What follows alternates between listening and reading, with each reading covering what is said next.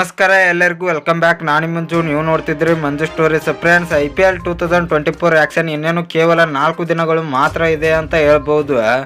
ನಮ್ಮ IPL 2024 ಆ್ಯಕ್ಷನ್ನಲ್ಲಿ ನಮ್ಮ RCB ತಂಡಕ್ಕೆ ಮನೀಶ್ ಪಾಂಡೆ ಅವರು ಎಂಟ್ರಿ ಕೊಡಲಿದ್ದಾರೆ ಅಂತ ಹೇಳ್ಬೋದು. ನಮ್ಮ RCB ತಂಡ ಮನೀಶ್ ಪಾಂಡೆ ಅವರನ್ನು ಪಿಕ್ ಮಾಡುತ್ತದೆ ಅಂತ ಹೇಳ್ಬೋದು.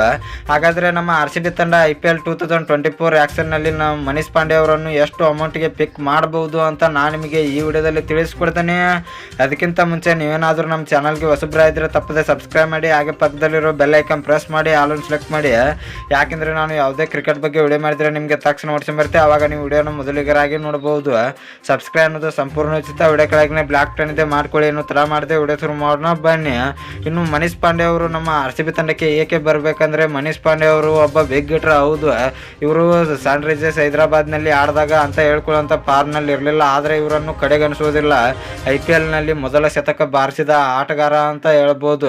ನಮ್ಮ RCB ತಂಡದ ಪರನೇ ಶತಕ ಬಾರಿಸಿದ್ರು. ಇನ್ನು ಇವರನ್ನು ನಮ್ಮ RCB ತಂಡಕ್ಕೆ ಮರಳಿ ಕರೆದು ತಂದರೆ ಇವರು ಬೆಂಕಿ ಪರ್ಫಾರ್ಮೆನ್ಸ್ ಅನ್ನು ನೀಡುತ್ತಾರೆ ಅಂತ ಹೇಳ್ಬೋದು. ಯಾಕೆಂದರೆ ನಮ್ಮ ಕರ್ನಾಟಕದ ಆಟಗಾರ, ನಮ್ಮ ಕರ್ನಾಟಕದ ಪಿಚ್ ಚಿನ್ನಸ್ವಾಮಿ ಸ್ಟೇಡಿಯಂನಲ್ಲಿ ಇವರು ಬೆಂಕಿ ಪರ್ಫಾರ್ಮೆನ್ಸ್ ಅನ್ನು ನೀಡುತ್ತಾರೆ ಅಂತ ಹೇಳ್ಬೋದು.